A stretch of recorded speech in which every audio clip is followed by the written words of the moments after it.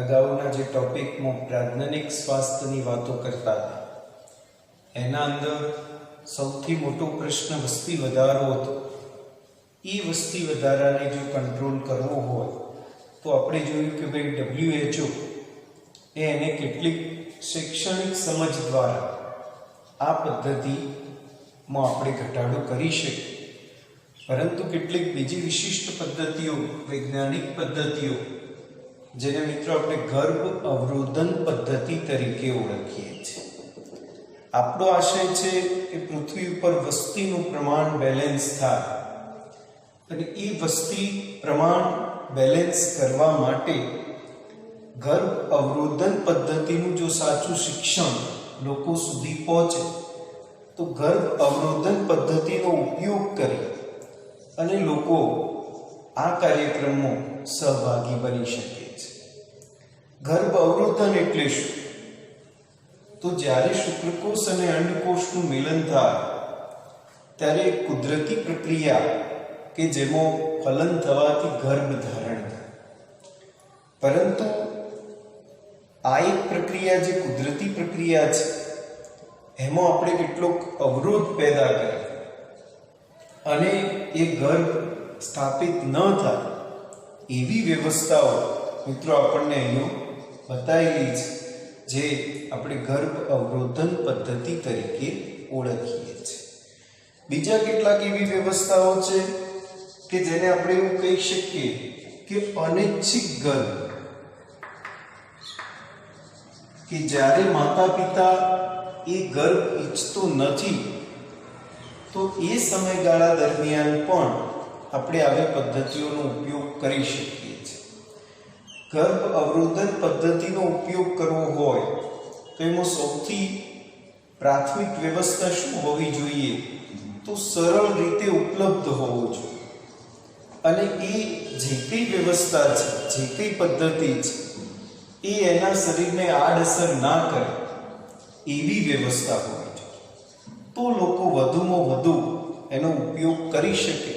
એના માટે આપણે શબ્દ વાપરી શકીએ કે યુઝ ફ્રેન્ડલી, મૈત્રીપૂર્ણ રીતે ઉપયોગ કરે એવી સરળ વ્યવસ્થામાં જો એને વપરાશકર્તાને મળી રહે તો એનો સરળતાથી ઉપયોગ કરી શકે છે. આજકાલ ગર્ભ નિરોધન પદ્ધતિઓની એક વિશાળ શૈલી છે, જેમાં ઘણા બધા એવા ગર્ભ અવરોધનો મિત્રો માર્કેટમાં મળે છે, પરંતુ કેટલાક ચોક્કસ ગર્ભ અવરોધનો એવા પણ છે જે સરકાર પોતે એની એડવર્ટાઇઝ પણ કરે છે, એનો પ્રચાર પ્રસારનું માધ્યમ પણ બને છે, એની કોસ્ટ પણ બહુ સસ્તી બને એવી વ્યવસ્થા સાથે પણ સરકારે WHO કાર્યક્રમ અંતર્ગત એમાં ભાગીદારી નોંધાવી છે. અહીંયા કઈ ગર્ભ અવરોધન પદ્ધતિઓની શ્રેણીમાં મુખ્ય વ્યવસ્થાઓ શું હોઈ શકે? તો આપણને કુલ 3 થી 4 વ્યવસ્થાઓ દર્શાવી છે, જેમાં પહેલી ગર્ભ અવરોધન પદ્ધતિ, એની એક પદ્ધતિ આપણે શીખવી છે કે ભાઈ કુદરતી રીતે અથવા કુદરતી પદ્ધતિ, કે જેની અંદર આપણે ગર્ભ અવરોધન કરી શકીએ. તો કુદરતી રીતે ગર્ભ અવરોધન થાય એવી કેટલીક 3 વ્યવસ્થાઓ આપણને દર્શાવી છે. આ પણ મિત્રો જ્યાર સુધી માતા પિતાને આનું જ્ઞાન હશે તો જ માતા પિતા આ દિશામાં વિચારી શકે છે. જેમાં પહેલી વ્યવસ્થા છે સામયિક સંયમ. સામયિક સંયમની વ્યવસ્થા. તો સામયિક સંયમની વ્યવસ્થામાં શું વિશિષ્ટ વ્યવસ્થા છે? તો એવું કહેવાય છે કે જે ઋતુસ્રાવનો સમયગાળો છે, જે દિવસે માસિક ચક્રની શરૂઆત થાય એ દિવસથી 10મો દિવસ, એટલે કે શરૂઆતના 2 થી 5 દિવસ સુધી તો ઋતુસ્રાવ થતો હશે, પછીના 3 દિવસ ગાળી અને 10 થી શરૂ કરી અને 17 દિવસ સુધી મિત્રો આ જે દિવસો આપેલા છે એ ઋતુસ્રાવના આધારે એના દિવસો નક્કી કરેલા છે. કે 10મા દિવસથી 17મા દિવસ સુધી જો બંને વચ્ચેનું સંવનન ટળે તો મિત્રો આ સમયગાળા દરમિયાન એમનું સંવનન ટળવું જોઈએ, એટલે કે બંને મેલ ફિમેલ અથવા માતા પિતા એકબીજાથી દૂર રહે તો એમાં ગર્ભ રહેવાની શક્યતા રહેતી નથી. એટલે કે બીજા દિવસોમાં આપણે જાણીએ છીએ આ એક વૈજ્ઞાનિક અભિગમ છે, કારણ કે 14મો દિવસ એ અંડપાત થવાની શક્યતા દર્શાવેલી છે. એટલે એ સિવાયના દિવસોમાં જો એ સમયગાળા દરમિયાન અંડકોષને શુક્રકોષ નહીં મળે તો એનું ફલન થવાનું નથી અને અંડપાત નિષ્ક્રિય થઈ અને એનો નાશ થઈ જવાનો છે. એટલે એ સમયગાળાની શક્યતા જેને સામયિક સંયમ તરીકે આપણે ઓળખીએ છીએ, જેમાં ફલનની તકો આપણે ઘટાડી શકીએ અને એ જે ફલનનો સમય છે એનાથી દૂર રહી અને ગર્ભ અવરોધન કરી શકીએ છીએ. બીજી વ્યવસ્થા છે મિત્રો કે જેને બાહ્ય સ્ખલન તરીકે ઓળખીએ છીએ. બાહ્ય સ્ખલનની વ્યવસ્થા એવી છે કે જે નર છે એ પોતાના અંદર રહેલા વીર્યનો સ્ત્રાવ થાય એના પહેલા જો એનું આલિંગન છોડી દે અથવા તો એનું જે શિશ્ન છે એને યોનિ માર્ગમાંથી બહાર કાઢી દે તો એ પણ એક કુદરતી પ્રક્રિયા આવેગ ઉપર સંયમ રાખી અને પોતે ગર્ભ અવરોધન કરી શકે છે. બીજી વ્યવસ્થા છે દુગ્ધ સ્ત્રવણ. દુગ્ધ સ્ત્રવણની વ્યવસ્થા એવી છે મિત્રો કે જ્યારે પ્રસૂતિ થાય ત્યારે માતાના શરીરમાં જેની સ્તન ગ્રંથિ છે તે દૂધ બનવાની પ્રક્રિયા શરૂ થતી હોય છે. એ દૂધ સ્ત્રાવણનો જ્યાર સુધીનો સમયગાળો રહે ત્યાર સુધી એનું માસિક ચક્ર શરૂ થતું નથી અને એ સમયગાળા દરમિયાન કરેલું સમાગમન એમાં ગર્ભ રહેવાની શક્યતા રહેતી નથી. આપણને શબ્દોમાં લખીને આપ્યું છે કે પ્રસૂતિ બાદ તરત જ એના અંદર દૂધ સ્ત્રાવણની જે પ્રક્રિયા છે એ થશે, એટલે એ સમયગાળા દરમિયાન એને અંડપાત અને ઋતુચક્રની પ્રક્રિયા શરૂ થતી નથી. તો એ સમયગાળો પણ સેફ કહેવાય છે કે જો ગર્ભ સ્થાપનની શક્યતા રહેલી નથી. તો આ ત્રણ વ્યવસ્થાઓ એક સામયિક સંયમ છે, બાહ્ય સ્ખલન છે અને દુગ્ધ સ્ત્રવણ છે. આ ત્રણ એ માત્ર એના જ્ઞાનથી અને એને અપનાવવાથી એ ગર્ભ અવરોધનનો ભાગીદાર બની શકે છે. તો આ એક વ્યવસ્થા હતી જેને આપણે કુદરતી રીતે ગર્ભ અવરોધન પદ્ધતિ તરીકે ઓળખીએ છીએ. આ સિવાય હવે બીજા કેટલાક સાધનો છે જેનો ઉપયોગ કરી અને આપણે ગર્ભ અવરોધન અટકાવી શકીએ છીએ. જેમાં કૃત્રિમ પદ્ધતિ એવું આપણે ટાઇટલ આપી શકીએ કે બે ટાઇટલ મુખ્ય બનશે, એક કુદરતી પદ્ધતિ, એક કૃત્રિમ પદ્ધતિ. અને કૃત્રિમ પદ્ધતિમાં પહેલી વ્યવસ્થા છે જેને મિત્રો નિરોધ અથવા કોન્ડોમ્સ તરીકે આપણે ઓળખીએ છીએ. કોન્ડોમ્સની વ્યવસ્થા એવી છે મિત્રો કે પાતળી રબરની બનેલી પોતે કોથળી જેવી રચના છે જેની ઉપર એક લ્યુબ્રિકન્ટ લગાવેલું હોય છે અને એની વ્યવસ્થા કે જ્યારે સ્ત્રીના યોનિ માર્ગમાં એ શિશ્ન દાખલ થાય તો એના ઉપર જ આ કોન્ડોમ્સની વ્યવસ્થા હોય છે, જેના કારણે એનું જે સ્ખલન થાય એ શુક્રકોષો એ સિમેન્સ ફરીથી એ કોન્ડોમ્સમાં બહાર નીકળી અને યોનિ માર્ગમાં જતું આપણે અટકાવી શકીએ છીએ. તો એક સરળ વ્યવસ્થા છે જે કૃત્રિમ સાધનનો ઉપયોગ કરી અને આપણે એનું અવરોધન કરી શકીએ છીએ. અત્યારના સમયમાં મિત્રો આ જે વ્યવસ્થા છે એને સરકારે પણ પોતાની હોસ્પિટલ્સમાં ઘણી બધી એવી જાહેર જગ્યાઓ પર એના બોક્સ મૂકે છે અને ફ્રી એનું વિતરણ કરે છે, જેનાથી સરકારનો અભિગમ વસ્તી વધારો અટકી શકે. બરોબર. આ સિવાય આનો સૌથી વધુ ઉપયોગ થવા પાછળનું કારણ તો એડ્સ છે, એસટીડીઝ રોગ છે, આ બધાના સામે પણ મિત્રો એ રક્ષણ આપે છે. એટલા માટે પણ લોકો એનો વધુમાં વધુ ઉપયોગ કરી રહ્યા છે. આ સિવાય બીજું એક એવું સાધન છે મિત્રો જેને આંતર પટલની વ્યવસ્થા કહેવાય છે. આવી મિત્રો એક કેપ છે, જે કેપનો ઉપયોગ સ્ત્રીના યોનિ માર્ગમાં લગાવવાથી કરી શકાય છે અને એ જે ગ્રીવાનો ભાગ છે એની અંદર એના સિમેન્ટ્સને જતું અટકાવે છે અને પછી એને કાઢી ફરીથી સાફ કરી અને ફરીવાર પણ એનો ઉપયોગ થઈ શકે એવી વ્યવસ્થા એની અંદર આપણને બતાવેલી છે. તો આંતરપટલ ગ્રીવા ટોપી કહીએ છીએ અથવા વોલ્ટ્સ તરીકે પણ ઓળખીએ છીએ, જે રબરનો અવરોધક છે અને સ્ત્રીના પ્રજનન માર્ગમાં સંવહન દરમિયાન એની ગ્રીવાને ઢાંકવામાં ઉપયોગ કરવામાં આવે છે. તો કોન્ડોમ્સ છે એ પુરુષ માટેની વ્યવસ્થા છે કે જેમાં પુરુષના શિશ્નને ઢાંકવામાં આવે છે અને આંતરપટલ જે છે એ સ્ત્રીના ગ્રીવાના ભાગને, બરોબર.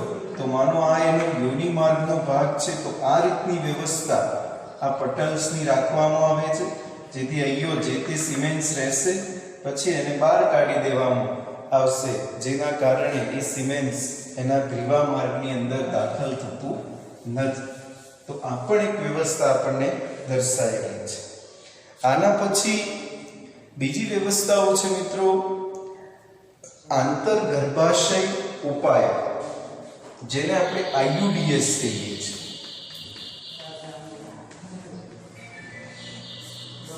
આંતર ગર્ભાશય ઉપાયોની જે વ્યવસ્થા આપણને દર્શાવી છે ને, એનો ઉપયોગ એક અસરકારક પદ્ધતિ તરીકે છે, પરંતુ આનો ઉપયોગ કરવા માટે આપણે ડોક્ટર્સ, નર્સ અથવા નિષ્ણાતની જરૂરિયાત પડે છે. આઈયુડીએસ આપણને 3 પ્રકારના દર્શાવેલા છે. અહીંયા મિત્રો નીટની પરીક્ષામાં પણ આવા આઈયુડીએસના નામ સતત આપણને પૂછેલા છે. તમે જોશો તો એક્ઝેક્ટ કયા ભાગમાં પ્રોટેક્ટ કરી અને તમને ગર્ભ અવરોધન કરી આપે છે એ વાત આપણે આમાં શીખવાની છે. તો આઈયુડીએસમાં પહેલો પ્રકાર છે બિન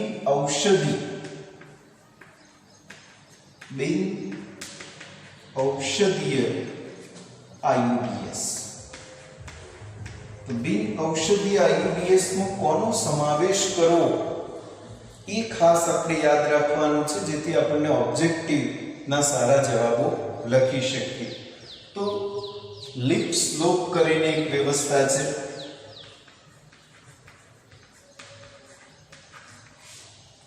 જે આપણે લિપ્સ લોક ની એક રચના દર્શાવી છે, જેની મદદથી આપણે ડોક્ટર્સ દ્વારા અથવા નર્સ દ્વારા એ સ્ત્રીના શરીરમાં ગર્ભાશયની અંદર એને દાખલ કરવામાં આવે છે અને એ પ્રકારનું બિન ઔષધીય આઈયુડીએસ છે એનો ઉપયોગ કરી અને આપણે જે તે ગર્ભ અવરોધન કરી શકીએ છીએ.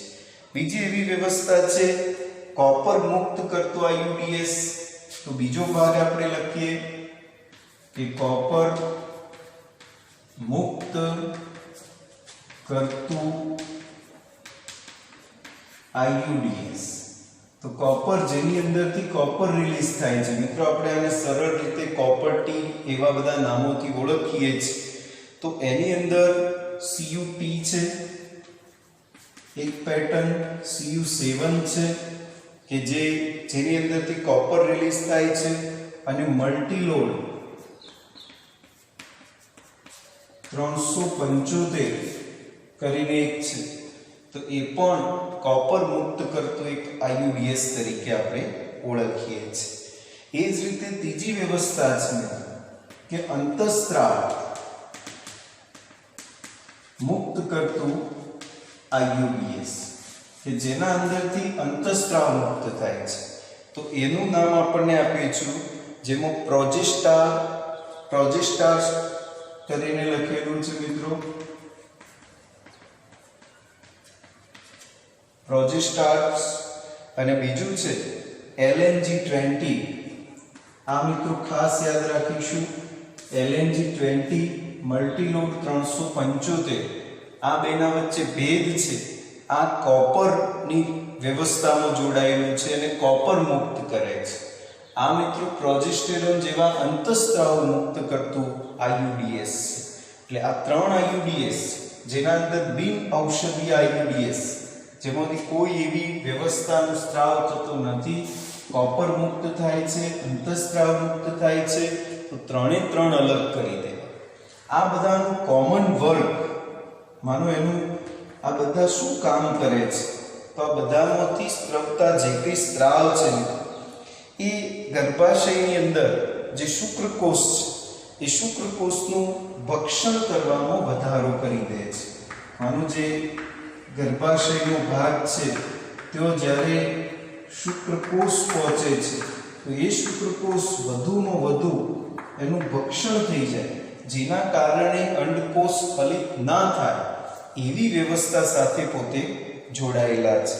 સાથે સાથે મુક્ત થતા જે CU આયન છે એટલે કે કોપર, ખાસ યાદ રાખીશું મિત્રો, જે શુક્રકોષની ચલિતતા પર અસર કરે છે અને એના કારણે એનું જે ગતિ છે, એનો વેગ છે અંડકોષ સુધી પહોંચવાનો, એને અવરોધવામાં પોતે ભાગીદાર બને છે. આ ઉપરાંત જે અંતઃસ્ત્રાવો છે એ ગર્ભાશયની અંદર જે ગર્ભધારણની વ્યવસ્થા છે એ મિત્રો અવરોધે છે. એટલે કે ગર્ભધારણની જે પ્રક્રિયા થવાની હોય તેઓ અવરોધન વ્યવસ્થા ઊભી કરશે, જેથી કોઈ ગર્ભધારણ ના થઈ શકે. તો આ 3ની વ્યવસ્થાઓ આપણને અલગ અલગ કાર્ય દર્શાવેલા છે, એ પણ મિત્રો આપણે યાદ રાખીશું. અને એ 3 આપણને આડકતરી રીતે એ ગર્ભ અવરોધન પદ્ધતિમાં એનો ભાગીદાર છે. આ સિવાય મિત્રો આનાથી વિશેષ કેટલીક ગર્ભ અવરોધન ગોળીઓ અસ્તિત્વમાં આવેલી છે મિત્રો, તો એ પણ ગવર્મેન્ટ દ્વારા અને કેટલીક ડાયરેક્ટ મેડિકલની અંદર પણ મળે છે મિત્રો, જેને ગર્ભ અવરોધન ગોળી, જેને પિલ્સ તરીકે આપણે ઓળખીએ છીએ. આવું એક નામ કદાચ દૂરદર્શન ઉપર એડ જોતા હોય તો માલાડી કરીને એક ગોળી છે, એ પણ ગવર્મેન્ટની છે, એ પણ એની એડવર્ટાઇઝ કરે છે. આ ગોળીની અંદર હોય શું, તો આપણને ખબર છે કે જ્યારે ગર્ભ ધારણ કરવો તો તમે જોયું હતું કે ઋતુસ્ત્રાવમાં પ્રોજેસ્ટેરોનનું સ્ત્રાવ વધારતું હતું અને પ્રોજેસ્ટેરોન સ્ત્રાવિત થાય એટલે ગર્ભ ધારણ કરવા માટે દિવાલ સક્ષમ બને છે.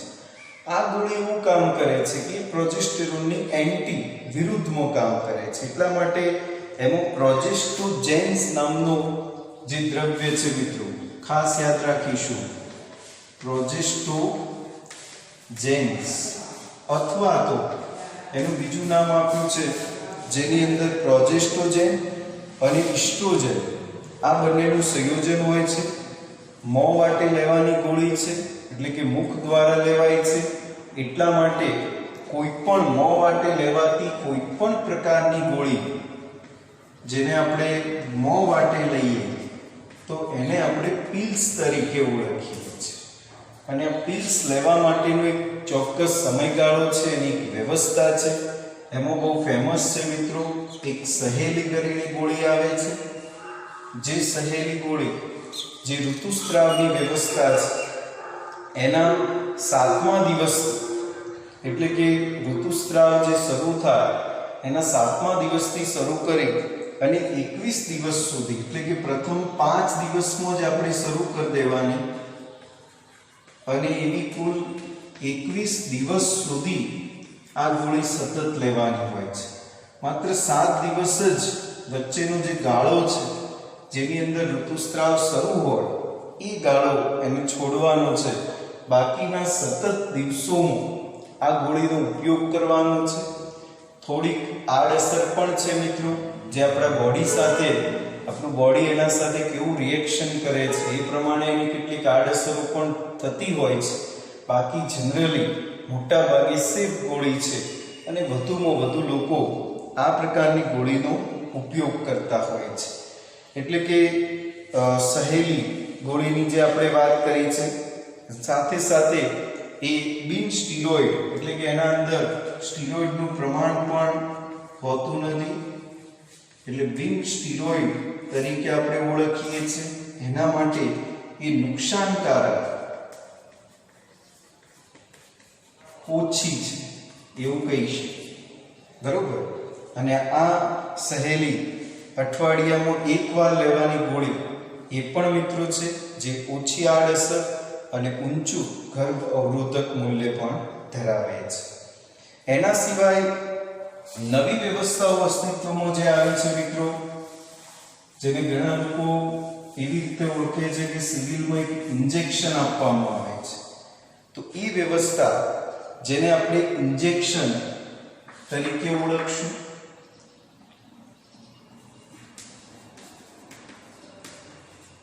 અથવા તો એનું એક બીજું નામ પણ છે ઇમ્પ્લાન્ટ. તો ઇમ્પ્લાન્ટની અંદર તમે ફોટોગ્રાફ જોશો કે એક સોય જેવી વ્યવસ્થાઓ આપણને દર્શાવી છે, જે આપણા ચામડીના લેયરની અંદર એને ઇન્જેક્ટ કરવાની હોય છે. અને ધીરે ધીરે એના અંદર રહેલો જે અંતઃસ્ત્રાવ છે એટલે કે પ્રોજેસ્ટોજેન, જે આપણે અંતઃસ્ત્રાવ ગોળીના અંદર વાત કરતા હતા, એ જ મિત્રો અહીંયા પ્રોજેસ્ટોજેન એના અંદર ધીરે ધીરે શરીરમાં રિલીઝ થતો રહે છે. અને એના સંબંધિત એને આપણે ઇન્જેક્શન દ્વારા અથવા તો કોઈ ત્વચા એટલે કે આપણા શરીરની અધિચ્છદીય ત્વચાના ઉપરના ભાગમાં એને અંદર ઇન્જેક્ટ કરી અને પડ્યું રાખવાનું. ધીરે ધીરે એની અસર આપણા બ્લડ સાથે જોડાયેલી રહે અને ગર્ભ અવરોધન વ્યવસ્થા સાથે પોતે ગોઠવાયેલો છે. એટલે કે એની કાર્યપ્રણાલી જે છે એ પિલ્સ જેવી જ છે અને અસરકારક ઉપયોગ અને ઘણા લાંબા સમય સુધી એનો ઉપયોગ એ આપણને કાર્યરત રહે છે. તો એવી વ્યવસ્થા પણ આપણને દર્શાવી છે. આપાતકાલીન કેટલાક ગર્ભ અવરોધનો પણ છે મિત્રો, જેમાં આપાતકાલીન કે જે આ બધી વ્યવસ્થાઓનો ઉપયોગ નથી કરતો, સતોય એના સાથે ગર્ભ રહેવાની શક્યતામાંથી મુક્તિ આપી શકાય એવી વ્યવસ્થાઓ, જેમાં 72 કલાકની અંદર જો એને પ્રોજેસ્ટોજેન, ઇસ્ટ્રોજન સંયોજિત અથવા IUDs નો ઉપયોગ આપાતકાલીન ગર્ભ અવરોધન તરીકે આપણે કરીએ છીએ. અને આવી બધી વ્યવસ્થા એ બાળાત્કારની જે ઇસ્યુ છે મિત્રો, એમાં અણધારી વ્યવસ્થા છે, એ વ્યવસ્થામાં આપણે આવી બધી જે વ્યવસ્થાઓ છે એનો ઉપયોગ કરી શકીએ છીએ. આ સિવાય બીજી એક પદ્ધતિ છે મિત્રો, સૌથી સેફ અને સરળ પદ્ધતિ, જેને પણ સરકાર બહુ પ્રચાર કરે છે, જેને આપણે વાડકા અથવા શસ્ત્રક્રિયાની મદદથી એને ઓળખીએ છીએ, જેની અંદર એક પુરુષ નસબંધી અને બીજી વ્યવસ્થા છે મિત્રો જેમાં સ્ત્રી નસબંધી તરીકે આપણે એને ઓળખીએ છીએ. તો આ નસબંધીની વ્યવસ્થામાં લોકોની માનસિકતા ખોટી છે મિત્રો. આની અંદર જે વ્યવસ્થા થાય છે એવી છે કે માત્ર ડોક્ટરી દ્વારા થતી પ્રક્રિયા છે. એક સામાન્ય કાપ મૂકવામાં આવે છે, જેની અંદર અગાઉ તમે જે પ્રજનન તંત્ર જોયું હતું એમાં જે આવી શુક્રવાહિની હતી એને કાપવામાં આવે છે. એટલે કે અહીંયા પુરુષ નસબંધી અને સ્ત્રી નસબંધી, જેમાં શુક્રવાહિનીમાંથી આવો નાનો એક ભાગ કટ કરી અને દૂર કરી દેવામાં આવે છે. અને પછી એ ક્યારે એમાંથી શુક્રકોષોનું વહન થતું નથી, જેથી આપણો જે ઉદ્દેશ છે કે શુક્રકોષ અને અંડકોષ એકબીજાને મળવા ન જોઈએ એ મળશે નહીં.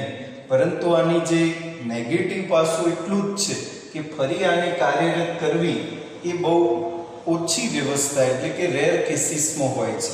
ઘણા લોકો આ જે નસબંધીની વ્યવસ્થા છે પુરુષની અંદર, એવી મિત્રો સ્ત્રીની અંદર પણ નસબંધીની વ્યવસ્થા છે, જેની અંદર તમે જોયું હતું કે અંડકોષ જે મુક્ત થતો હતો અને એની અંડવાહિનીમાં વહેતો હતો. તો જે અંડવાહિની છે એ અંડવાહિનીને કાપી અને આવી રીતે બંધ કરવામાં આવે છે મિત્રો આપણને કેટલાક ફોટોગ્રાફ્સ પણ બતાવેલા છે. આવી રીતે બાંધવામાં પણ આવે છે કે અંડવાહિનીને આમ દોરીથી બંધ કરી દેવામાં આવે જેથી ભવિષ્યમાં એને ખોલવી હોય તો ખોલી શકાય. બરોબર.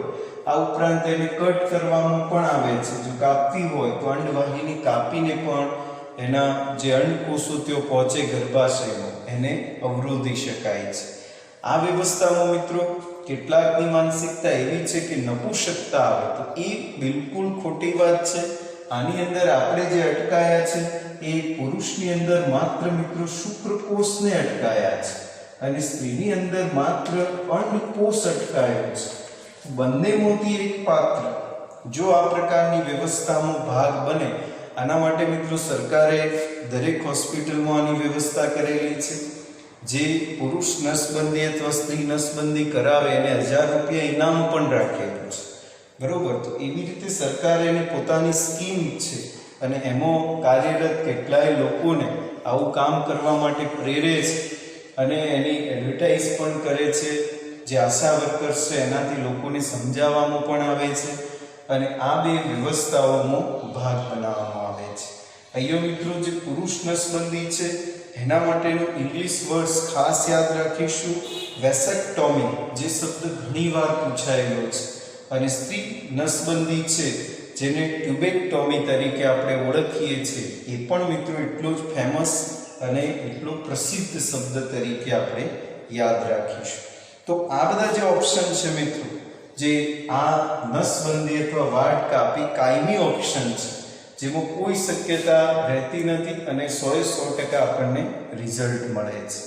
આ બધી જે હકીકતની વાતો કરી છે મિત્રો એ કુદરતી ઘટનાક્રમની વિરુદ્ધ છે.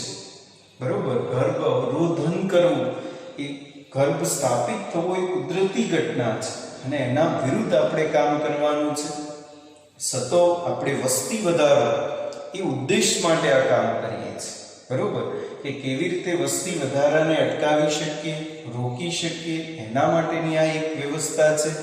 આપણને બુકની અંદર છેલ્લે 2 લાઈન લખીને આપી છે કે ખરેખર આ બધા જે ગર્ભ અવરોધનો છે એ આપણા શરીરમાં કેટલીક આડઅસર પણ પ્રેરે છે. જો એને યોગ્ય ડોક્ટરી સારવાર સિવાય ગમે તેમ ઉપયોગ કરીએ, એની જે મર્યાદા છે એને ન જાળવીએ તો આપણને કેટલીક બીમારીનો સામનો પણ ભવિષ્યમાં કરવો પડે છે.